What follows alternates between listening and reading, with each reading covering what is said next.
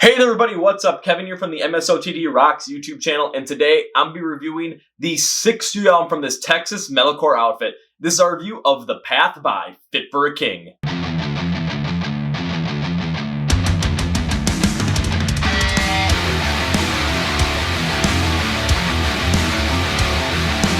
So before we get started, please follow MSOTD Rocks on places like Facebook, Twitter, and YouTube. You get these Song a Day selections, a 30-second preview of a new song a day every single day for you to enjoy more rock, more metal, more subgenres of that. It's a great way to connect with the community as well with all the fans that love that music. We also announce everything that we put out on those channels, so you will not be disappointed and you will not miss a single thing. We also connect with you in many different ways. It's very easy to contact us on those places. We ask you a lot of questions. We do a lot of call and response kind of stuff. And on Instagram, every single Tuesday night, we have our IGTV videos, which is a behind-the-scenes look at what's happening here. And every single Wednesday, we do our Instagram live streams. Again, every single Wednesday night, 9 p.m. Central. So now you can come talk to us, have a great time. Please also subscribe to this YouTube channel because not only do we do these album reviews, we do things such as the Kevin Figures Out series where I try and figure out if I like certain bands that I'm not that well versed in or if I don't like them. We also do our album reviews like we're doing right now. We will also do our videos about bands emerging in the scene today, and of course the year-end awards at the end of the year. Those are always fun. And also for this YouTube channel, this is where the Chord Progression podcast lives for the videos of it. So the Chord Progression podcast is our very own podcast. We are interviewing the emerging bands in the scene today that are by the end of the 2020s. These are gonna be the bands that are, you're gonna take a look at these like Danny Represents festivals, and you're gonna take a look at the poster and be like, hey, who's like the headliner? Yeah, these are going to be those bands. So we talk to them a lot about whatever's going on with them right now, what's going on in 2020 with how they're dealing with the pandemic and all this kind of great stuff. We've had bands like Awake at Last, Blacktop Mojo, Throw the Fight, Kill the Lights, and we just confirmed that Saul is going to be on the podcast. So you can watch right here on YouTube, or you can subscribe and listen on Apple Podcasts, Spotify, Google Play, and iHeart Radio. Link to the description below for everything. Comment, like, subscribe, follow, rate. Whatever it is, please, please, please do it. It helps us out a lot. So now let's get on to the show.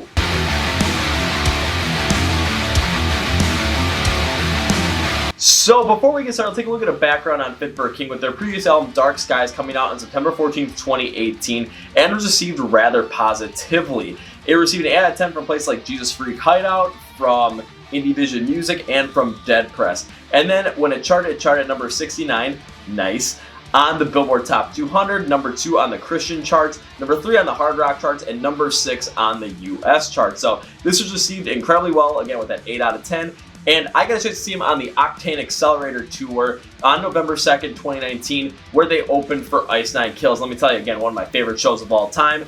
They're going on right before Ice Nine Kills. Man, they brought so much energy, and a song like The Price of Agony, I really got in that song off of that show. Now let's go to The Path. And The Path was initially teased on March 12th when the band released the unofficial first single, which was Breaking the Mirror. And then in the middle of July, they fully came out and said, yes, The Path is coming out on September 18th, 2020, with the addition of a single called God of Fire. And I remember when that dropped, and a lot of people were getting on it because it had a very heavy electronic influence to it, and a lot of people thought that they were changing their sound and selling out. But I remember on Instagram post, Fit for a King did say that, hey, this is the most experimental part on the album. We can't do the same stuff over and over again. As a band, we gotta try new things. So I'm curious to see what new things they try on this album. I'm curious to see what they do on this album. So let's get on into it like we always do.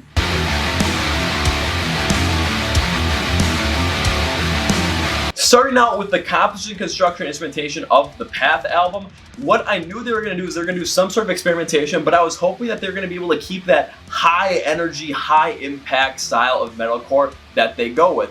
And were they able to deliver on that? And boy, did they ever. And what I mean by that is they kept the energy, they kept the style, but with some of the instrumentation, I like what they did was at times take a look at a song like Annihilation, where the drums were heavy, fast-paced, but then the guitar work was also incredibly low-tuned, very hard, so you still had that very driving, heavy metalcore feel. But then take a look at a song like Locked in My Head, where they kept that heavy, fast-paced drumming, but then the guitar tunes were a lot higher tuned with a lot higher distortion, so it really gave this more lighter, more accessible metalcore feel to it. They did this a lot throughout the album, and I really did like it because, again, it kept that drive, it kept that power, and it kept the diversity through their metalcore stylings that was really going on in this album. but they also experimented on this album, so I gotta look at that as well. There were times that they experimented on this album, and I thought it went over really well. Take a look at a song like God of Fire, because they use this heavy electronic sort of dubstep-y influence, which threw a lot of fans off. But when I listened to it, I thought this wasn't the worst thing in the world, and I actually liked what they did here. And the reason is because, yes, they got that electronic dubstep-y kind of vibe. However, when it comes down to their instrumentation, when they really bring it out, they bring in full pulse-pounding metalcore to it. It's heavy, the drums are hard-hitting, the guitars are down-tuned, and it's in your face, so it really takes hold of that. We're experimenting with something new, but we're keeping our core sound there as well. Then take a look at the titular song, The Path, where they keep that heavy, hard-hitting sound, but it's not as fast, it's rather slow, so it feels like it's more like a hard rock track. And I absolutely love this because it shows that the band can take that hard-hitting sound they have and make it a little bit slower and change genres completely, but also create a great song in its own. However, there are times where the experimentation, in my opinion, really didn't work, and we'll take a look at The Prophet for something like this, where you had this more lighter metalcore style that I talked about, where it's heavier, fast-paced drumming with faster guitars, but also a lighter style, a higher pitch, higher distortion, and don't get me wrong, I do like when this happens. However, where this really got me down was the verses. In the verses, right at the beginning, the first half of those, man, do they go with this more like alternative, like weird soundscapey kind of vibe that really reminds me of newer 30 Seconds to Mars, and I just couldn't get behind it at all, just due to the fact that it completely takes all the momentum out of the song from that standpoint. It just really did not hit well on this one. But overall, when it comes down to it, I really like what Fit for a King did with the composition, construction, and instrumentation on this album, because they kept their core sound for the most part of it, and when they played around with it, for the most part, yeah, it really did work because they kept that hard-hitting, that fast-paced style, and just their high-energy style to the whole entire album. So they did a good job on this one.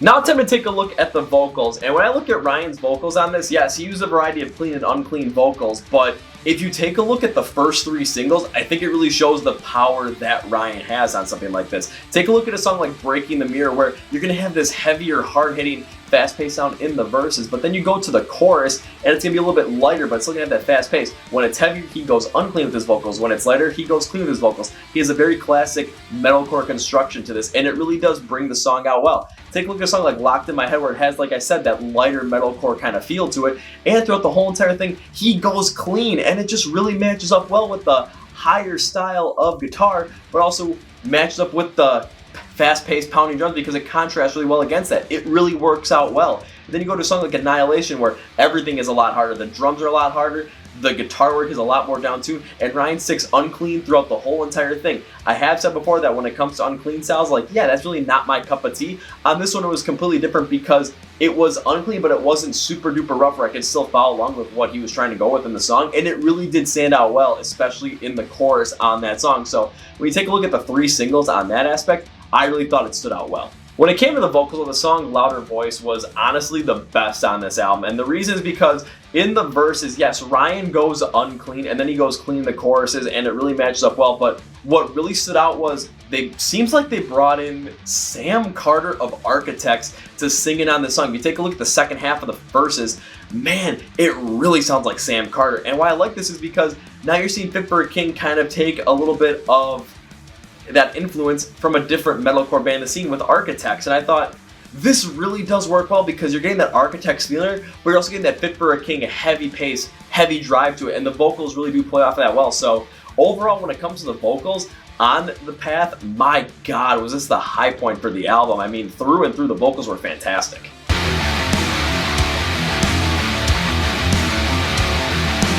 Now time to take a look at the themes of this album and how the styling's played off in them. And when I really try to get for a theme this album, it really talks about the path one takes to really become comfortable with themselves and really become their full selves. And what I mean by that is, like, the band really takes a look at a lot of the themes of getting past the obstacles that are in front of you and blowing through those and then becoming the person you are today. Take a look at a couple examples. Take a look at a song like The Face of Hate, which I believe when you take a look at Fit for a King style, they're talking about how a lot of people in the past have kind of gone up to them and like, you know, you're not going to succeed, and boom, here we are. And just getting through the crowding and through the noise. Take a look at a song like Locked in My Head, and this one reminds me a lot of Above My Head from Polaris, talking about depression and how you can't get out of your own head with it and how you're stuck in there and it's just a struggle to get out of there.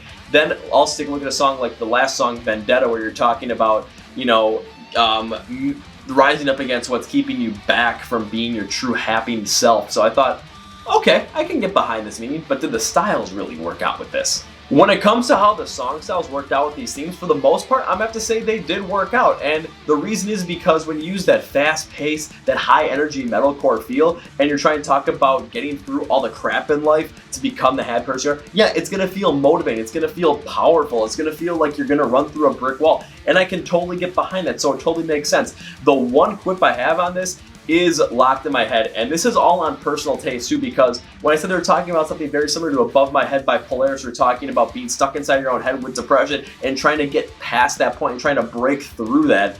I listened to what they were saying in the album and how the song said it, and when I listen to Above My Head has this much darker, grittier sound, and I've gone through this personally, and this is where the personal aspect comes in, where what I went through, Above My Head by Polaris, sounds so much more like it than what Locked in My Head by Fit for a King did.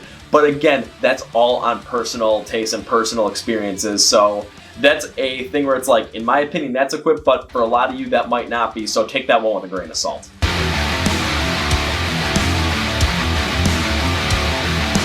Alright, now time for my overall rating on The Path by Fit for a King, and that is...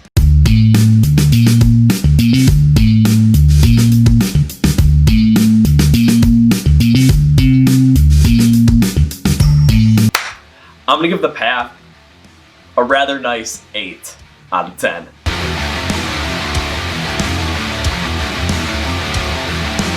So 8 out of 10, there's gotta be things I like about this album, and one thing I really like about this album was the diversity in their experimentation, because when I took a look at this album, yeah, they said they were gonna experiment on this one, which everyone was like, oh man, is this gonna work out? But how they did it was really well done in my opinion, because there were times where you take a look at the singles where they experimented with different tones of the guitar and how that was going to play off with that heavier, fast-paced, consistent drumming that they were working with. And like I said back when I was talking about the vocals, yes, in times where all of a sudden they had a lighter sound with something like Locked in My Head, they had that real heavier sound on something like Annihilation, but they also had that halfway between sound on something like Breaking the Mirror. And again, it was all on the guitar tone and mixing with the drumming and the heavier drumming style. And I really liked how this worked because it gave the song a great diversity and kept that same energy, kept that same flow without really changing up much, so this was great. But then when you look at when they diversified and really took some other experimentation there, take a look at a song like God of Fire, where they brought in more of that, again, dubstep electronic style, which a lot of people backed off at first. But what I liked about it was when they brought the instrumentation, it was hard, it was fast-paced, and it was pulse-pounding, and they kept up what they were doing. And then the titular song, The Path, they took their metalcore style and basically turned it into hard rock, and it kept that same energy, that same vibe, but also in a slower context, which really did work out well. So that was one thing I really liked on this album. One other major thing I really liked about this album was the diversity in the vocal set, because when you take a look at the songs, they had that diversity in the sound based on the guitar tone. Yeah, what Ryan was able to do was take his tone of voice and really match up with it. So when they had the higher pitch or distortion on the guitar sounds, yes, his vocals were going to be a lot cleaner. When they were heavier, the vocals were going to be a lot rougher and a lot more unclean. But this really did work out well because it was able to allow those harder guitar parts and those lighter guitar parts to really pop out in the sense, really amplify these. But then the vocals also amplified, especially with the cleaner style, following that faster pace, high speed drumming that's also hard. The contrast of that really worked. Then I take a look at louder voice well, because bringing, I swear this has to be Sam Carter from Architects, because it sounds like bringing him in on this track was an absolutely incredible move, or whoever that was, because my God, it gave so much of a diversity to that one song that I kept going back over and over while doing this review, because man, it was awesome. I couldn't get enough of it. It was great. One thing I liked about this album was the fact that this album had this consistent energy, this fast-paced, high-intensity energy to it that never relented, and I really like how this brought out, because this just kept this album popping every step of the way. And when they brought in those outside influences like the electronic, the pop style, the alternative style, yeah, it still had that energy, still had that flow to it, and it really made the song pop still. If you got through this album, you know, you never really got tired of it. You always had this like amplified feel. You always had this energy behind yourselves, and I really did like how that worked out. I mean, I remember, like I said, back seeing them in 2019, the energy they brought for that show, and then how Ice Nine Kills tore the house down after them. But they were primed up because of how crazy the crowd got during Fit for a King. And when I listened to this album, I got the same feeling I did when I was at that show. I didn't get tired of going through this album. I kept wanting to go through it again and again and again. This one was awesome. I loved the energy. So there's got to be something I dislike if I put it 8 out of 10. And take a look at the Prophet for something like this, because in the beginning of the verses, they go with more of this like alternative alternative soundscape. Again, more current 30 Seconds of Mars influence on there, and I really didn't like this, and the reason is because it just breaks up the song into more working parts and non-working parts of one whole cohesive unit. Because yes, they use a more lighter sound, more poppy sound, guitar tune on the rest of the song, but it really does work out well to bring in the drive and bring in the diversity along with the heavier drumming. But when you bring in this kind of style, especially in the beginning of the verses, it just chops up the verses and really cuts off the momentum. So that was one thing I really couldn't get behind. Again, this song was more of a lot of working parts that really didn't flow together because there was one little flaw with it instead of something that really just flowed together nicely. And then take a look at a song like Stockholm, where in the pre-chorus they did this like really weird pop style transition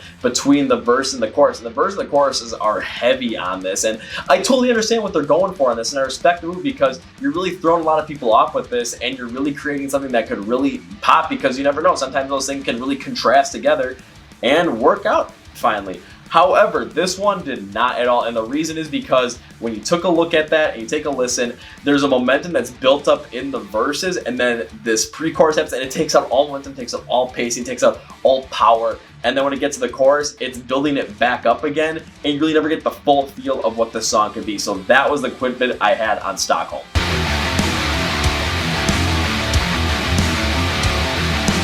So when it comes to Fit for a King and The Path, I thought that, I was hoping they're going to do this experimentation style that they said they're going to do, but they're going to keep their core, so they're going to keep that fast-paced, high-energy, rapid style of metalcore to it. And I thought they really did hit on that. When they kept with more of that consistent metalcore sound that they really built up, yeah, they played around with it a lot more, especially with the tune of the guitar, sometimes higher, sometimes lower. And the vocals from Ryan really did mesh well with that as well to really bring out the guitar and really compare with it well, but also contrast, especially when he went with the cleaner style against the faster paced drumming. It really stood out in this whole entire album. But did that experimentation work? For the most part, yes. Take a look at God of Fire, take a look at Louder Voice. I mean, it really did work out. Take a look at take a look at The Path. I mean, this all worked out incredibly well for the band. It had this high pace, pulse pounding energy to it. It had a great metalcore style, and it was diverse enough to warrant a lot of experimentation, but a lot of experimentation that worked. Now, can you expect this album to be in the top 10 at the end of the year? As of making this video, I have to say yes, because this was a great album. It was a great outing by Fit for a King, and I can't wait to see them live and play this whole entire album, because this is going to be an album where all of a sudden there's going to be lots of mosh pits, there's going to be lots of walls of death, and man, I might get beat up in that, but it'll all be in good fun. And that's going to be for me today, guys. Thank you for watching. Please, again, remember, like, subscribe, comment, rate, whatever it might be for this video. Please, please, please do so. Please follow everything else. Link description below, and that's going to be for me. So thank you for watching. This is Kevin from the MSOTD Rocks YouTube channel. Let's end with the hat flip. That didn't work, but see ya!